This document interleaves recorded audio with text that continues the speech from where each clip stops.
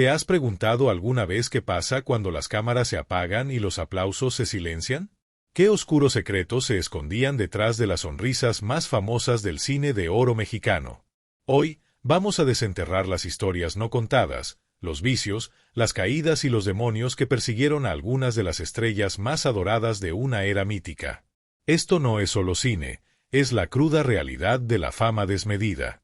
Estamos a punto de viajar en el tiempo a una era de ensueño, el cine de oro mexicano. Imaginen la Ciudad de México, vibrante y efervescente, en los años 40 y 50. Calles llenas de gente, teatros rebosantes y el eco de las voces de Pedro Infante, María Félix, Jorge Negrete. Era una época de glamour sin igual, donde el celuloide nos regalaba héroes valientes, mujeres fatales, rancheras apasionadas y comedias que nos hacían olvidar las penas. Los estudios Churubusco eran la meca, y sus estrellas, deidades intocables, elevadas al Olimpo por millones de fans. Pero, ¿qué ocurre cuando el pedestal es demasiado alto? ¿Cuando la luz de los reflectores es tan intensa que quema? El conflicto que atravesaron muchos de estos ídolos era el abismo que existía entre la imagen perfecta que proyectaban en pantalla y la tumultuosa realidad de sus vidas.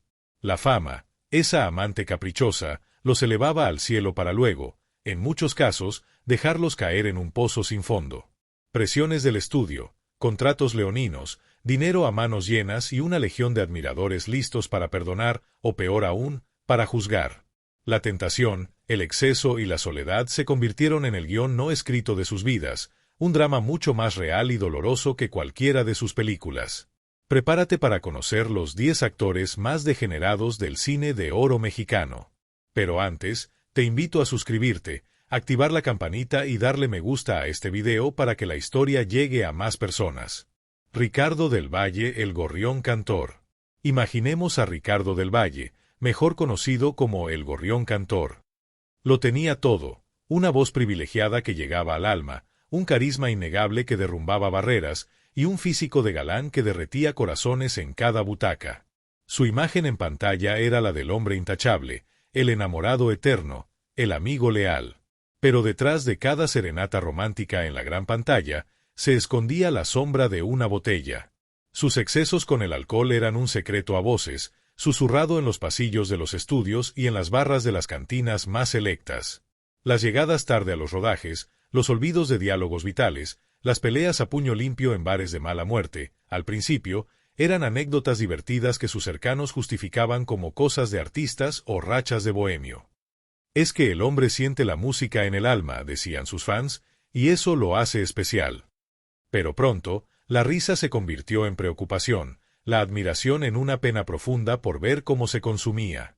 Intentó dejarlo una y otra vez, prometiendo en público lo que rompía en privado. Mañana lo juro, por lo más sagrado, no volveré a tocar una gota, decía con la voz rasposa, mientras el temblor en sus manos lo traicionaba y los chismosos del momento ya sabían que esa noche sería otra vez larga. Su talento era un regalo del cielo, su adicción, una condena autoimpuesta que le arrancaba pedazos del alma. La gente decía con lástima, es que la vida lo ha golpeado muy duro, pobre Ricardo. Pero la verdad es que él mismo se daba los golpes más fuertes, a cada trago que apuraba en la oscuridad, viendo su reflejo distorsionado en el fondo de una copa. Su declive fue lento pero constante, marcado por cancelaciones de conciertos, papeles que dejó ir y una voz que, aunque seguía siendo hermosa, perdía su brillo y su fuerza con cada amanecer teñido de resaca. Miguel Inclán, el villano que superó a sus personajes. Comencemos con el hombre que no necesitaba maquillaje para parecer intimidante. Cejas arqueadas, voz rasposa, una mirada que te perforaba el alma. Miguel Inclán no interpretaba villanos, era el villano por excelencia del cine de oro. Si aparecía en pantalla, sabías que venían problemas. Pero lo verdaderamente escalofriante es que, según las lenguas más viperinas de la época, su personalidad fuera de cámaras era exactamente igual, o incluso peor, que la de sus personajes más infames. Los rumores eran un secreto a voces que circulaban como un virus. Se decía que Inclán era un depredador, un hombre que no pedía talento, sino otra cosa a las actrices novatas. Imagina los rodajes en locaciones alejadas, fuera de la ciudad. El sol abrasador, el polvo, la fatiga. Era ahí donde aprovechaba su estatus, su fama, su poder indiscutible, para establecer acuerdos privados con extras y coristas, muchas de ellas jóvenes, ingenuas y desesperadas por una oportunidad. No hubo denuncias formales. Claro. ¿Quién se atrevía en esos tiempos? El miedo era un gran silenciador, una mordaza invisible. Pero entre técnicos, maquillistas y vestuaristas, los comentarios flotaban en el aire como una densa neblina. Cuidado con Inclán, es un lobo disfrazado, no te quedes a solas con él. Incluso se susurraba que tenía una preferencia particular por las mujeres en papeles secundarios. ¿Por qué? Porque eran, según sus propias palabras en voz baja, más fáciles de convencer a cambio de una miserable escena con diálogo, de una migaja de atención que para ella significaba la vida. Nada oficial, pero la gente del medio sabía que donde había tanto humo, tanto murmullo, tanto miedo, algo, o alguien, ardía en la oscuridad. Su risa rasposa, que era el terror en pantalla, se convertía en el eco de la angustia en los pasillos. Carlos López Moctezuma, el refinado observador. Ahora, pasemos a la elegancia personificada, pero con una mancha imborrable.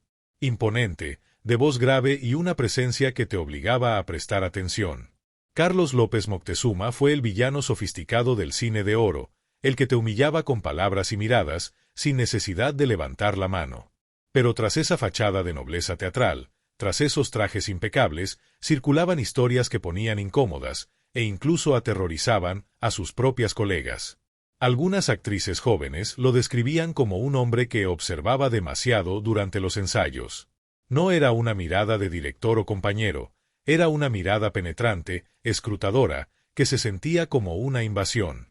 Testimonios no confirmados, pero que se repetían entre generaciones de actrices, hablaban de preguntas personales fuera de lugar, preguntas íntimas, siempre disfrazadas de un supuesto y perverso interés artístico. Dime, querida, ¿qué te aflige en lo más profundo de tu ser? Necesito conocer tu alma para que tu personaje florezca. Vaya cinismo. Asistentes de dirección y productores subalternos señalaban con incomodidad que insistía en revisar los castings femeninos personalmente, especialmente cuando se trataba de roles menores, de caras frescas, de cuerpos sin experiencia. ¿Por qué tanto interés en esas audiciones si no eran las protagonistas? Nunca se le vio envuelto en un escándalo público, su posición era demasiado alta, su círculo demasiado cerrado. Pero el ambiente en los estudios era palpable, denso, cargado de un temor silencioso. Lo respetaban por su innegable talento, sí, pero también por un miedo velado a caer bajo su radar, a que su mirada se posara sobre ti. Como decían en los pasillos, con un escalofrío, con ese señor, mejor no estar a solas. Su elegancia ocultaba una mente calculadoramente perversa. Manuel Dondé, el manipulador silencioso. ¿Quién sospecharía del tipo serio que siempre hacía de policía, capataz o guardia sin gloria? De ese rostro que pasaba desapercibido en los carteles de cine, casi como un extra más.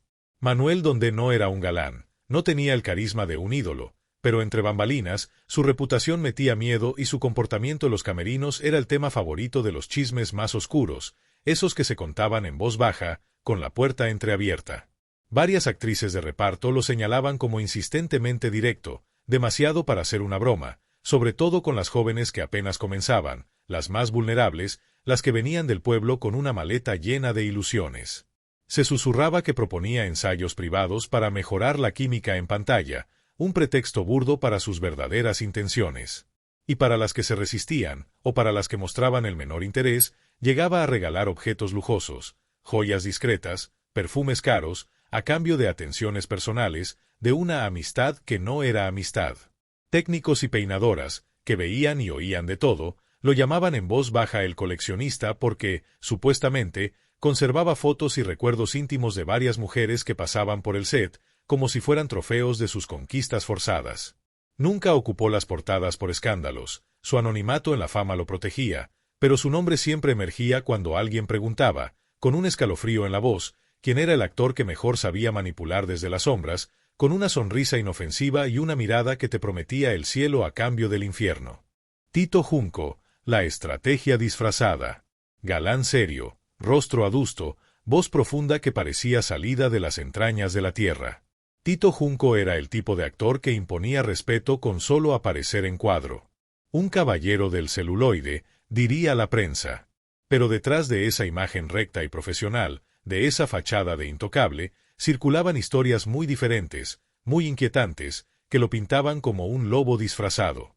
Quienes trabajaban con él en el día a día lo describían como reservado, sí, pero calculador. Alguien que sabía exactamente cuándo y con quién mostrarse amable, cuándo activar su encanto para obtener lo que quería. Durante sus giras teatrales, que los llevaban de pueblo en pueblo, de ciudad en ciudad, más de una actriz joven casualmente terminaba en su misma pensión, o compartiendo escenas donde él, convenientemente, elegía la cercanía física, los toques accidentales, las miradas prolongadas. ¿Qué tan lejos llegaban esos acercamientos? Según testimonios recogidos en biografías no oficiales, en esas que se publicaron décadas después, con el peso de la muerte de los involucrados, Junco tenía un método: invitar a ensayos nocturnos en habitaciones alquiladas, lejos de miradas indiscretas, con el pretexto de repasar guiones o construir la química. ¿Era todo parte de su entrega profesional o una estrategia muy bien disfrazada para sus propios fines inconfesables? Las malas lenguas en el medio, esas que todo lo saben, lo acusaban de tener un archivo personal con fotos comprometedoras, tomadas como referencia actoral. Nada probado, claro, pero todos lo sabían. Un secreto a voces que se transmitía como una advertencia en la trastienda del espectáculo, un juego perverso de poder y vulnerabilidad. Rafael Banquels, el caballero con ocultos intereses. Aunque hoy se le recuerda más como un director de telenovelas, una figura respetable de la televisión mexicana, Rafael Banquels tuvo una larga y activa carrera en el cine, donde forjó su nombre. Su imagen pública era la del caballero refinado, el hombre culto que hablaba pausado, vestía con elegancia y recitaba versos con elocuencia. Pero entre bastidores, en los rincones oscuros de los estudios, su nombre aparecía con frecuencia en conversaciones incómodas entre actrices jóvenes, conversaciones llenas de temor y desconfianza. Durante las giras teatrales, esos viajes extenuantes que desdibujaban las fronteras entre la vida personal y profesional, era conocido por organizar cenas privadas con aspirantes recién llegadas al medio. «Ven, querida, quiero evaluar tu potencial», les decía, con una sonrisa encantadora, pero con un brillo distinto en los ojos. La promesa de futuros proyectos era la carnada. Varias coristas y asistentes de producción decían que tenía una mirada que lo decía todo, una mirada que te desnudaba el alma, y que insistía en hacer lecturas de guión en habitaciones de hotel, lejos del resto del elenco, lejos de los testigos, de las miradas inquisitivas.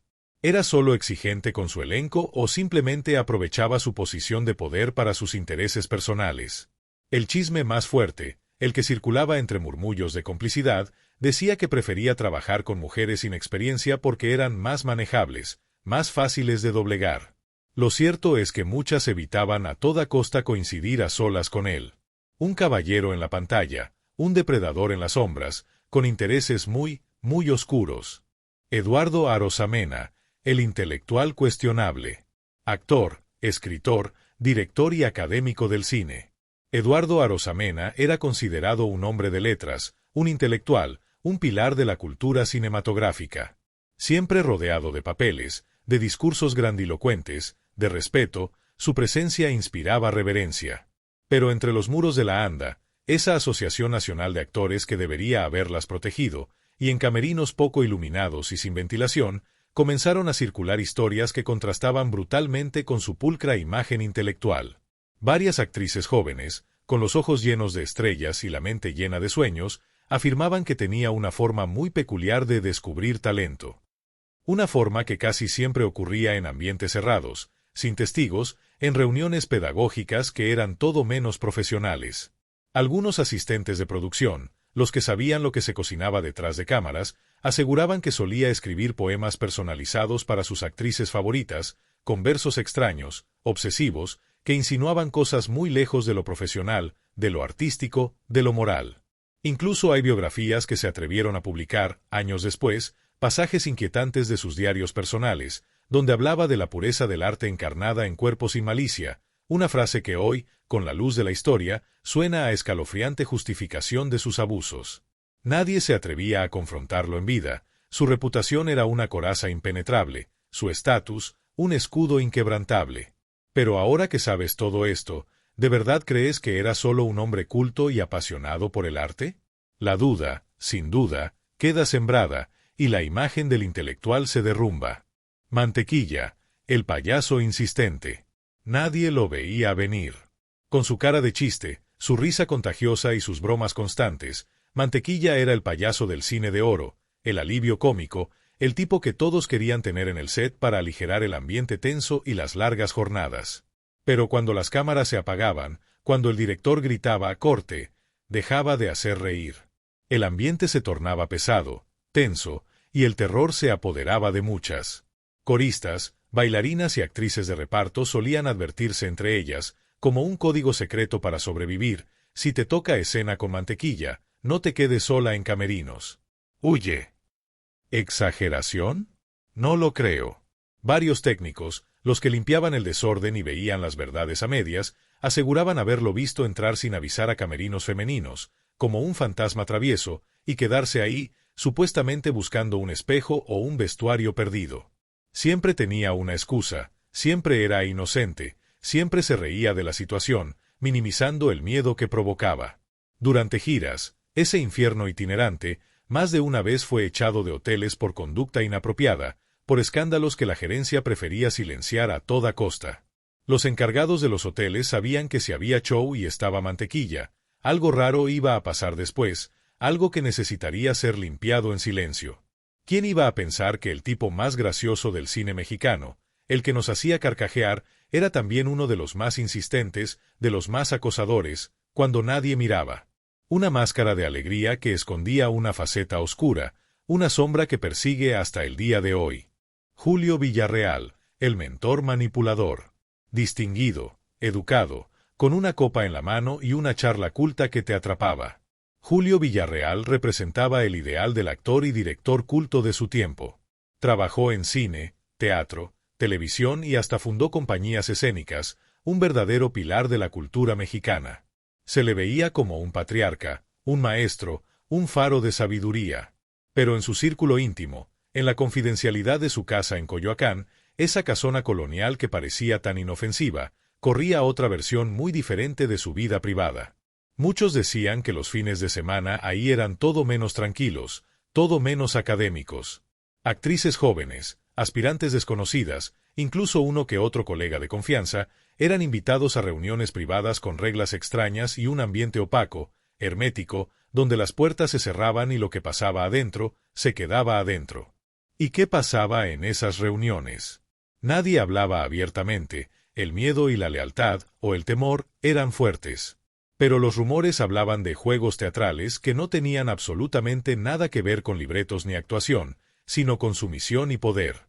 Se le veía como un mentor, sí, pero varios testigos afirmaban que usaba su autoridad, su prestigio, su influencia, para proponer favores encubiertos como pruebas de confianza, pruebas de lealtad que a menudo incluían humillaciones y abusos.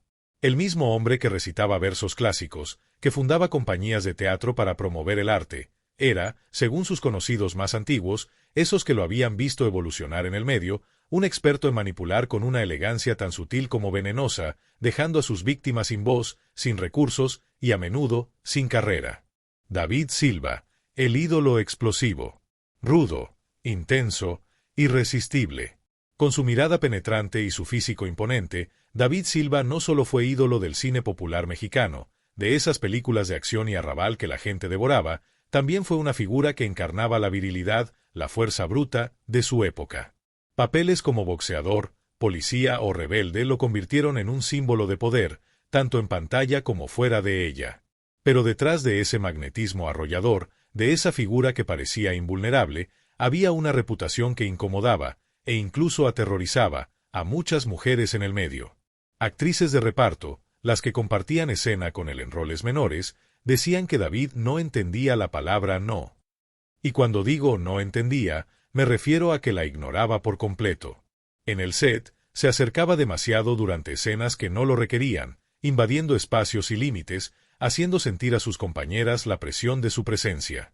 En fiestas privadas, esas reuniones donde el alcohol fluía y las inhibiciones se disolvían, era conocido por competir con otros actores por ver quién conquistaba más invitadas, como si todo fuera un cruel juego de poder, una exhibición de machismo tóxico.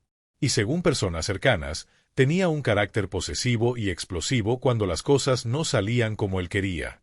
Un no podía desatar su furia, sus gritos, su intimidación. Algunos lo apodaban el Toro, no solo por su físico imponente, su fuerza bruta, sino por la forma en que embestía con palabras, con miradas cargadas de ira y con silencios incómodos que te helaban la sangre. Ser galán nunca fue su único rol, ni su única faceta, y la historia de sus comportamientos, la de sus víctimas, apenas comienza a ver la luz. Después de conocer estas historias, ¿qué opinas ahora del cine de oro? ¿De verdad era una era dorada o solo brillaba por fuera mientras escondía lo peor del espectáculo por dentro? Estos actores fueron celebrados, premiados y aplaudidos durante décadas. Sus películas se siguen viendo y admirando hasta el día de hoy, pero entre bambalinas, muchos dejaron cicatrices invisibles que nunca salieron en pantalla. Queremos saber lo que piensas. ¿Te sorprendió genuinamente alguno de los nombres que te presentamos en esta lista? ¿O quizás ya tenías alguna sospecha? ¿Faltó alguien más que crees que debería haber estado aquí, en esta revelación? Déjanos tu opinión, tus reflexiones y tus propios conocimientos en los comentarios aquí abajo. Nos encantaría leer tu perspectiva y seguir desenterrando estas verdades contigo. Y si te atreviste a conocer este lado oculto de nuestra historia y valoras el esfuerzo de sacar estas verdades a la luz, dale un gran like a este video y compártelo con todos tus contactos.